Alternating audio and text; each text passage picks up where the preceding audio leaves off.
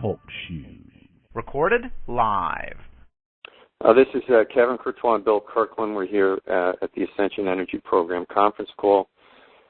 Tonight's topic is going to be the dark night of the soul, relating to the spiritual journey and what events may come up during the path, and what perhaps the solutions are to speed through the process. This is, the dark night of the soul is a traditional stage of the spiritual path, and it's something that's pretty much unavoidable. You're going to hit it at one point along the way. I know my life, there's not one dark night. There's a series of them. I see the spiritual path as a spiral or a pattern of repeating events that gradually, as we accumulate knowledge, we begin to shade our responses or change our responses to gain a more correct or more beneficial result in our lives, emotionally, mentally, spiritually, and hopefully as well physically. I'll just say a little bit about my experiences. I was like 26 years of age when I abruptly, came onto the spiritual path. I witnessed a guy die in a car accident. It was at Montauk Highway in Long Island, and out in Southampton. I was with a friend of mine. We're driving around a bend right by a Native American reservation, and this car had just hit a tree. And we pulled over and stopped, and he was pinned in against the wheel of the car, and he was turning blue. So I tried to open the door, and it was jammed shut. I couldn't do that, so I ran over to the reservation to make a phone call to get an ambulance. This was before cell phones, actually. So, we sat there and waited for the ambulance to show up, and there was really not much we could do. Except to, just sit and watch this event. And, while I was watching, he was turning blue and everything, and it was sort of like time stood still. And I felt completely at peace. And then I started seeing my life kind of almost flash before my eyes. They say when you go through near-death experiences, your life will flash before your eyes. And I saw the choices that I had in my life at that point, and I could go two ways. I could take the dark path, which I was doing at the time. I was out in the Hamptons. I was tending bar. I was living the high life, the spoiled kid, self-indulgent. Was clueless with what I was doing, and I was dying inside. That summer was a absolutely horrible summer, and I was waiting to go to law school. I really had no desire to go to law school, so I remember I was sitting in a club called Big City in Southampton, and it was at the end of the summer, and I got the letter of rejection from one of the law schools, and that was sort of like the last one, and I was like relieved. I was like, oh God, thank God I don't have to do that.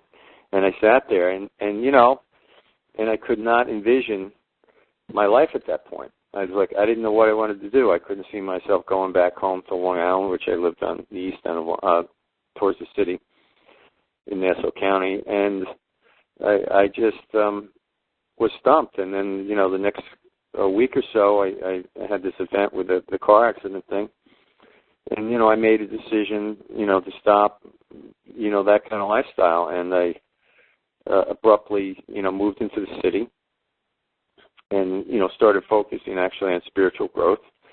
And I basically had made a pile of money in the stock market, and I basically, said I'm not going to work for a while and just, go to church and meditate and pray. And I got some, volunteer work.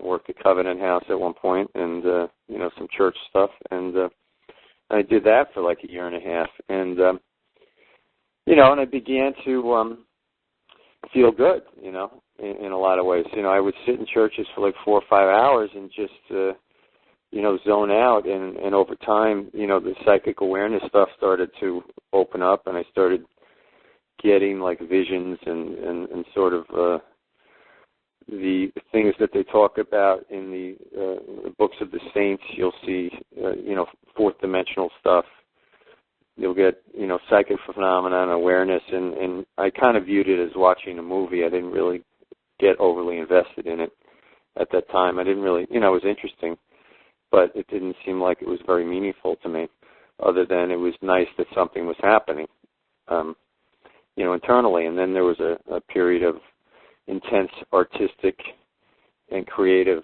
response as a result of that period of silence that I went through. And then I kind of hit the first roadblock as I went through some major trauma, which was mostly internal. And then I started feeling very disconnected again. And I was like, well, why am I'm not feeling any good? Like the prayer meditation really wasn't working.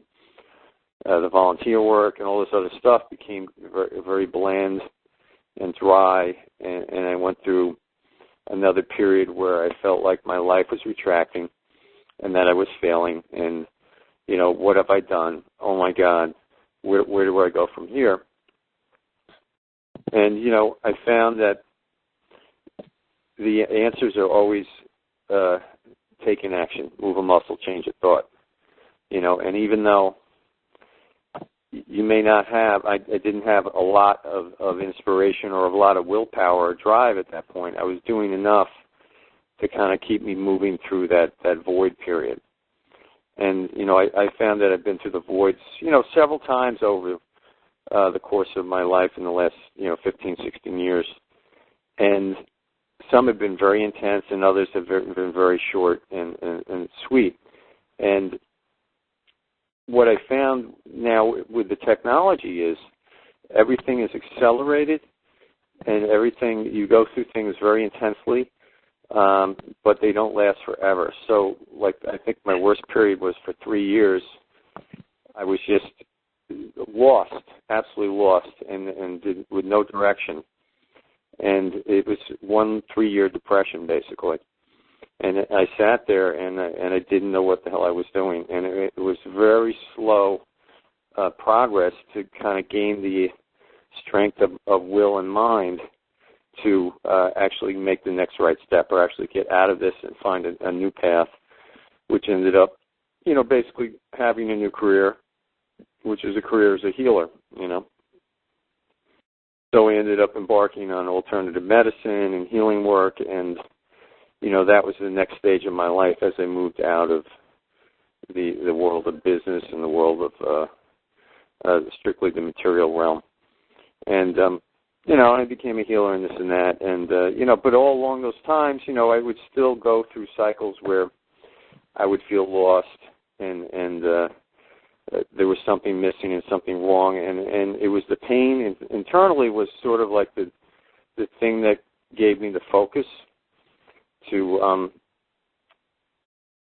and the drive to change and heal the things in my life. It like all the things I'm doing today are a byproduct of the intense emotional, psychological, and spiritual pain, which I think most people don't really go through until perhaps they hit midlife crisis, and I seem to have got into it very young, I think, relative to traditionally what happens with this kind of stuff. And we'll fast forward a little bit, and now, I'm on a machine since July of 2008.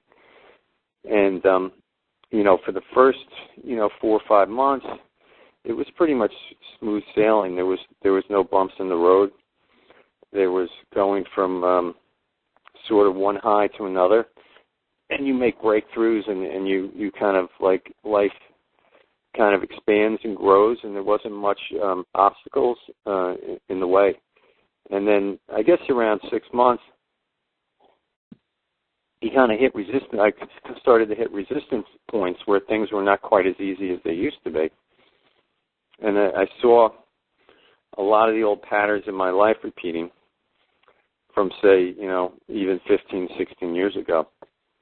In regards to relationships, and basically, it's my personality flaws are now starting to surface because I've had enough energy, and I felt good enough about myself for enough time to begin to release the damaged parts of my psyche and my emotional well-being.